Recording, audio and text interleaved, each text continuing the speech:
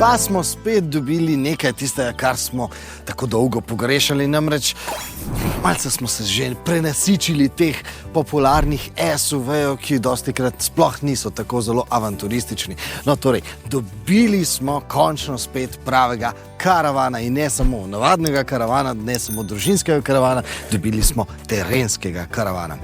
In jaz se zelo strinjam z direktorjem Toyote v Sloveniji, ki pravi, da je to pravi avtomobil. Malo vam kar spustim izjavo. Poslušajte to. Touring je narejen za Slovence. Se pravi, moraš imeti kolo, kar Slovenci imamo vsi. Strinjence? Moraš hoditi v hribe, celo na Triglav moraš priti. To zopet hodimo vsi, se pravi, prostor rabiš. Ja. In v bistvu dejansko rabiš nekega križanca. In je tipičen slovenski avto, če bi rekel po opisu ciljne skupine. Seveda v Evropi so jo opisali kot bolj aktivna populacija z otroci, malo starejšimi, torej družinski avto z bolj aktivnim načinom življenja. Jaz se rečem enostavno slovenski način življenja.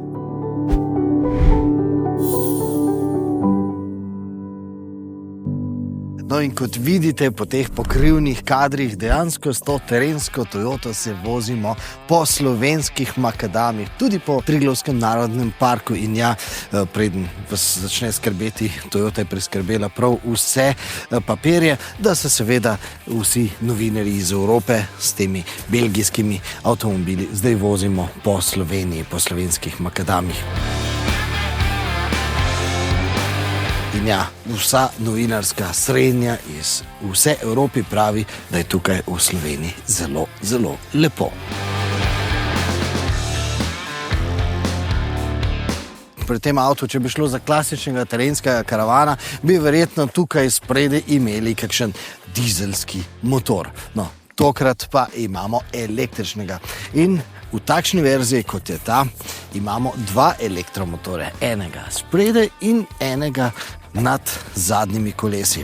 In prednost to, da imamo dva elektromotore, je, da se ta avtomobil s svojim štirikolesnim pogonom lahko zelo dobro prilagaja sami cesti. In to, ko gre za asfalt, ko gre za sneg, ko gre za spolzke terene in seveda tudi, ko gre za te makadamske odseke.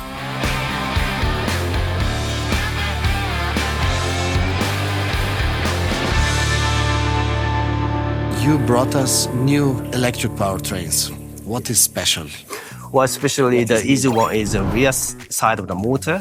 It has more powerful motor. So the BZ4X original one has a 167 kilowatt power unit on the front, and the rear is 88 kilowatt power unit. And then for the Touring, 167 and the rear 167.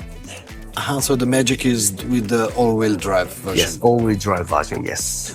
Tell me about this cooperation with Subaru. Is this Toyota? Is this Subaru? How did Well, I say the roughly it's half and half and 50%. We co-developed the platform, not only for this one, BZ4X and CHR Plus and BZ for Touring, and 50%. That's co-development relationship between Subaru and Toyota. But production-wise, this is produced in Subaru plant. In Subaru. Yes. Quality-wise? Yeah, it's same. Yes. So that means also 1 million kilometers warranty. Warranty and over 10 years.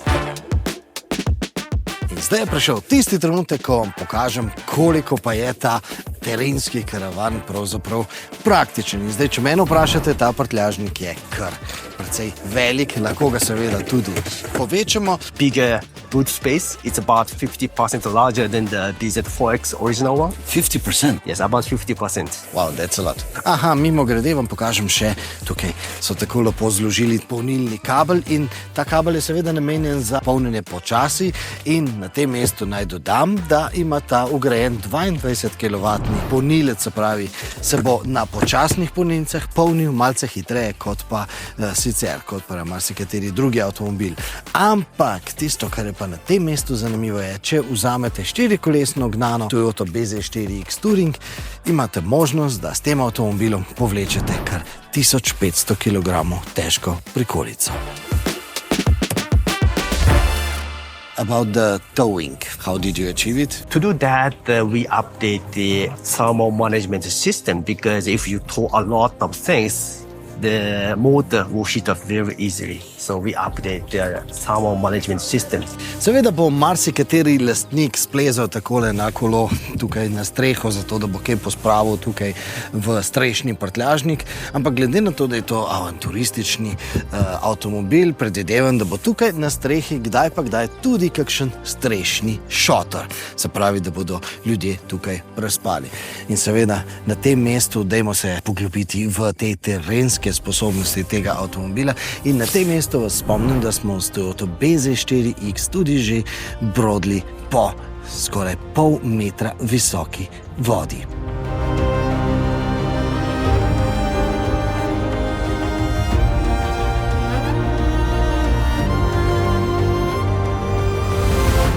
You have mentioned the torque vectoring. That is not a torque vectoring, actually. It's not. So, torque distribution. Torque distribution control. So how it works is we have a front torque and the rear torque. We have torque distribution control between these two axles. When you taking a corner, during that situation, the vehicle detects the rotation difference between the inside wheel and the outside wheel. Okay. And then based on that information, vehicle adjusts front and rear torque distribution to control understeer oversteer condition. So this is not a torque vectoring because there's no braking. No braking. During the corner, if you feel understeer condition, torque distribution goes rear to have a little more oversteer condition. That works on the gravel road too. And also the more severe road, we have X mode. So to have that X mode, you can escape from the deep snow or mud, dirt road. How does it work? This is just software? That's software, yes. Mainly the adjusting a torque depends on the road conditions.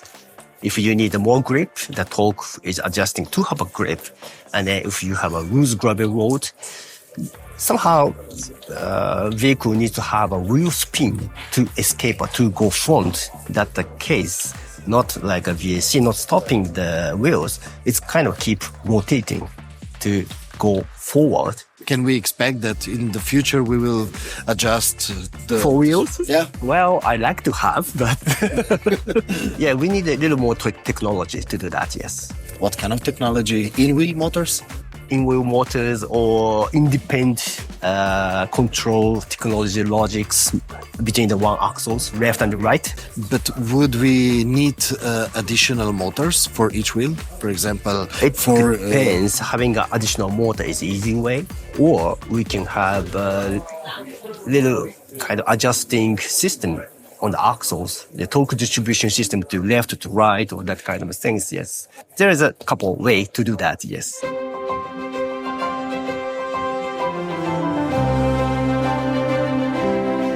Seveda se boste spomnili, da Toyota BZ4X kot prvi tak velikoserijski Toyotin električni avtomobil v štartu ni izpolnil vseh pričakovanj, ki smo jih imeli s temi električnimi avtomobili. Ampak seveda, ko gre pri Toyoti kaj narobe, takrat inženirji staknejo glave in ne odnehajo raziskovati, dokler tega problema ne rešijo. No in poslušajmo zdaj, kaj so dejansko izboljšali, kako so izboljšali Toyota BZ4X.